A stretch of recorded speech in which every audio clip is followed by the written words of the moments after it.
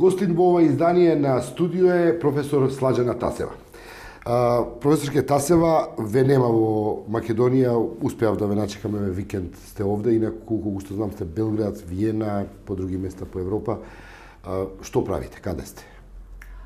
Најмногу во Белград во овој момент, каде што работам на како тоа е проект, всушност финансиран од Европската комисија, советник во нивната агенција за спречување на корупција и едновремено и советник во Министерството за правда за пишување на новите стратегии кои што се работат за реформи во администрацијата, антикорупцијската стратегија и поддршка на нивната антикорупцијска агенција која што е нова институција, формирана е во 2010 година, многу брзо се развива и веќе имаше и смена на директорот во текот на оваа година, значи многу работи се случуваат таму и треба поддршка и помош од луѓе кои што може да помогне. Зошто Слаđana Тасева не им е потребна на домашните институции? Имавте неколку обиди и како конечно заврши?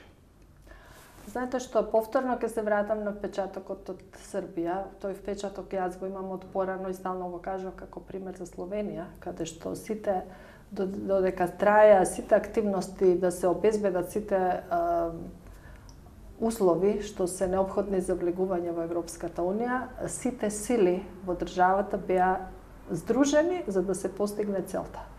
Тоа сега се работи и во Србија. Значи таму нема разединување, таму нема наши нивни, не сакаме со овој да работиме затоа што не е наш. Таму сите се свртени кон една иста цел и гледат една кохезија, една убава соработка помеѓу сите и невладини организации и владини институции кои што работат заеднички за да се постигне најдобро што може. Зошто Слаđana Тасева им треба во Србија, не им треба во Македонија? Јас мислам дека во Македонија ние не можеме да се ослободиме од тоа и дека тоа сето тоа представува еден вид на политичка дискриминација. Доколку ти не си припадник мој и со мене, ти не можеш да бидеш ни таму каде што си, не можеш да бидеш ниту добар. Каде конкретно заглавивте во соработката?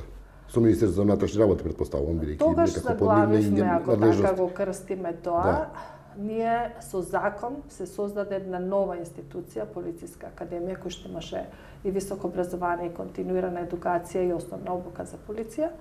И наеднаш на некого му текна дека тоа треба да се растури, основаната обука да се префрли во Министерството за внатрешни работи, затоа што таа институција почна да работи многу добро врз основа на високи стандарди европски. Имавме твининг проект со Холандија, кој што ги постави основите за учење на основа на компетенции, значи знаења што се потребни. Имавме многу добра континуирана едукација за веќе вработените, која беше заснована и на наука, затоа што тука беше и факултетот, и на искуство. И со кој образложение се прекина целата таа работа? Значи, образложението него не слушнавме, затоа што едноставно тогаш беше кажано ние сакаме основната обука да биде во рамки на Министерството. Зошто сакате така?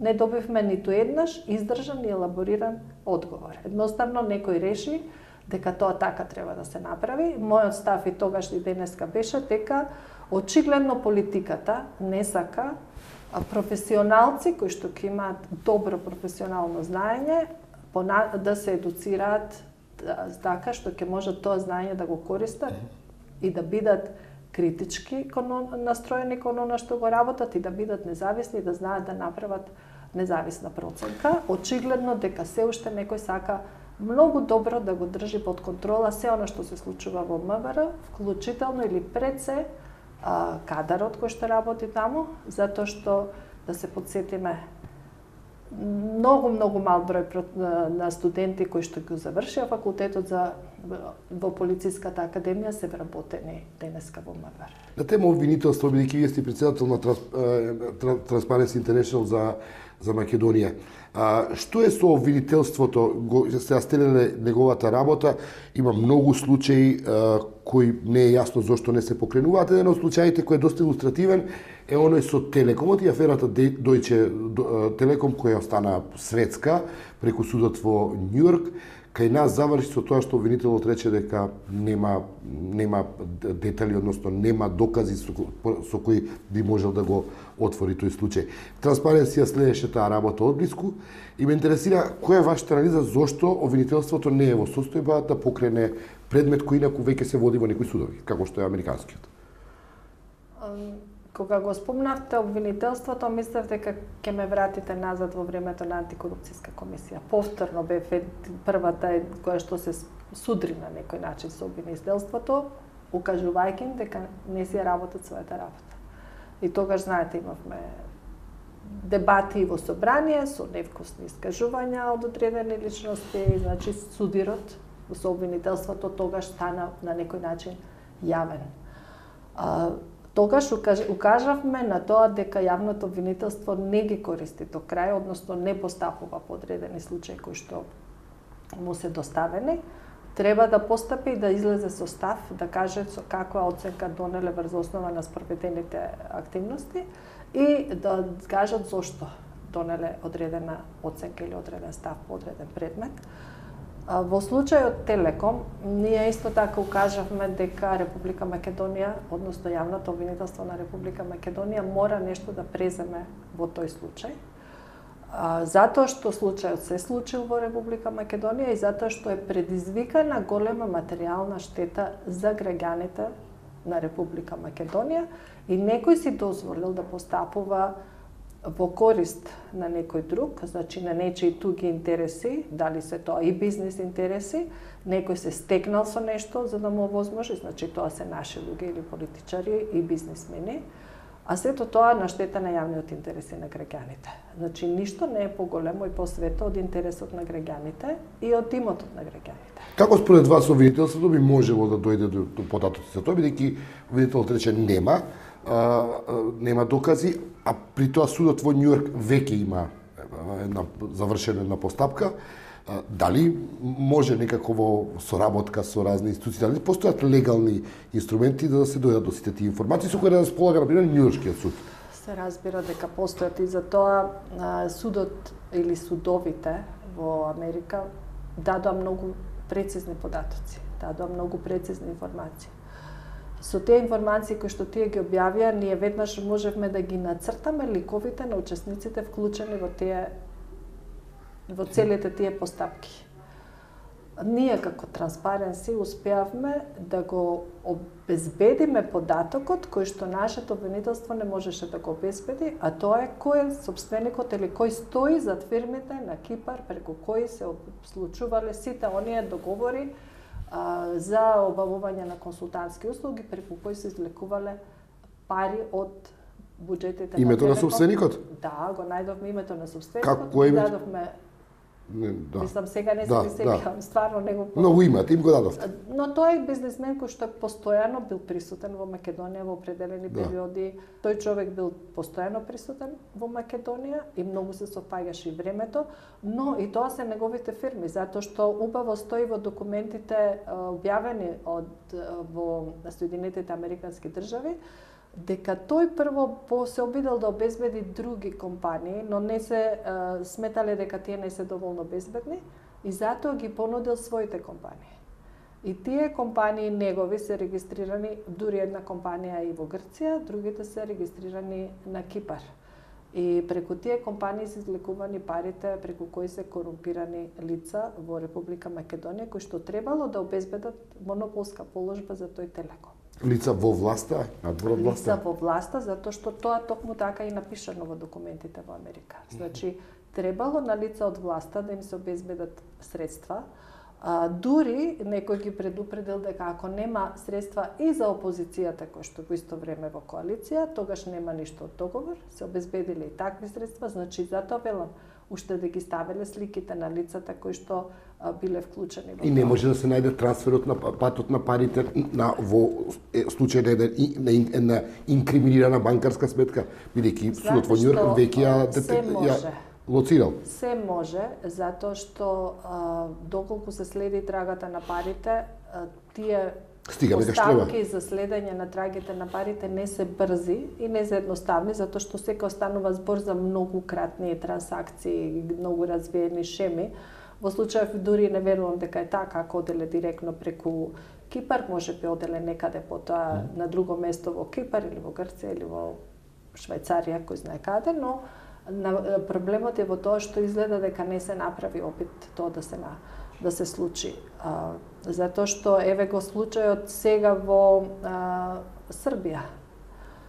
Случајот со Шарич. Парите се следат таму со години, но сега отворено се зборува. И во кои банки биле влезени парите и како биле префрлувани, значи се работело со години и се стигнало до трагата која што води точно каде се движеле парите и кон кого биле упатени. Ние имавме многу јасни индиции каде што се случило и каде треба да се гледа. И тоа го доставивте до обвинителството? Ние тоа го објавивме јавно.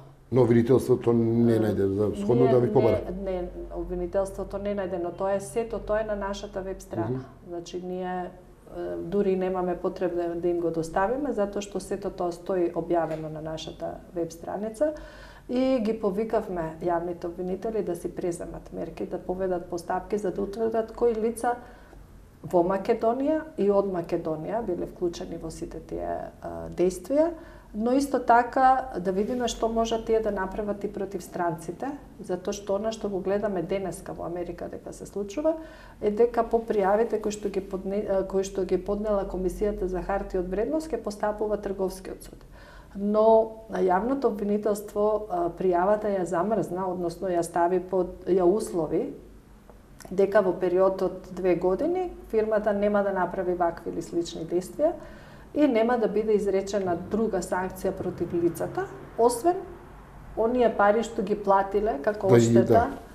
Бизнисмените се и трипа кога ги вршат, како што рековте во случајот со Телеком, ги корумпираат едните и другите во дадениот момент за дадената операција. Не, во случајот со Телеком корумпирани биле тие што биле на власт. Не биле корумпирани тие што биле во опозиција.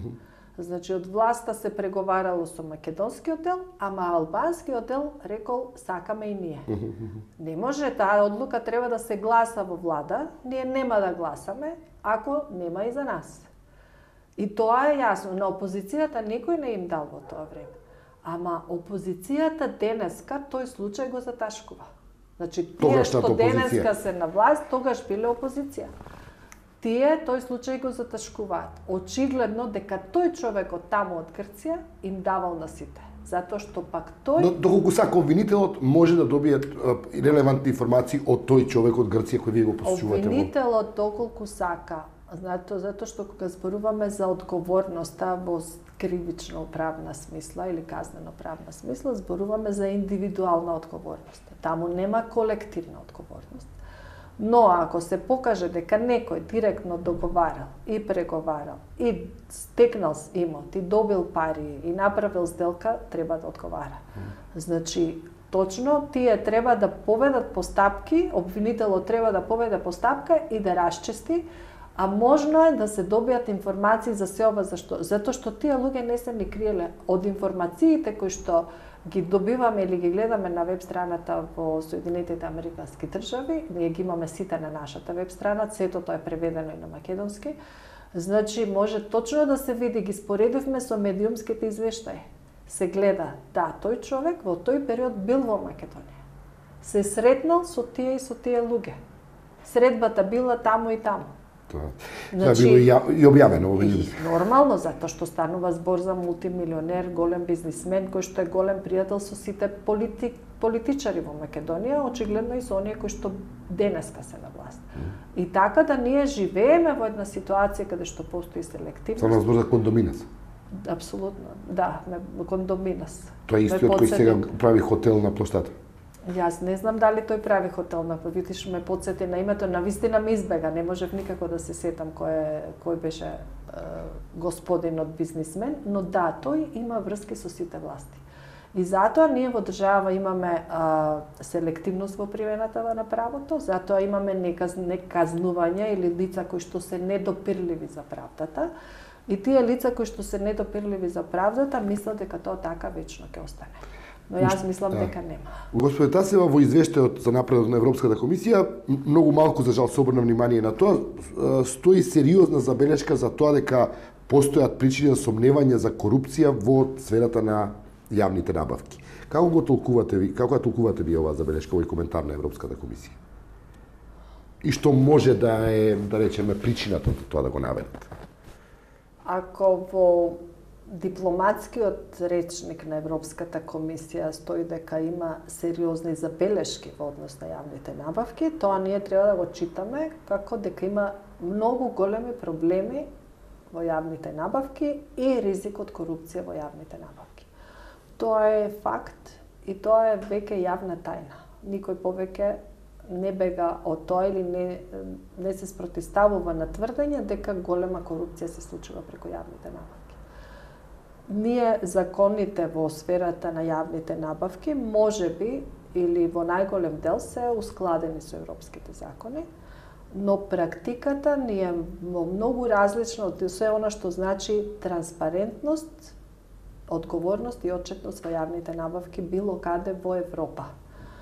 Имаме еден тотално нетранспарентен систем на јавни набавки, многу висок степен на непочитување на законите кои што сме ги донеле.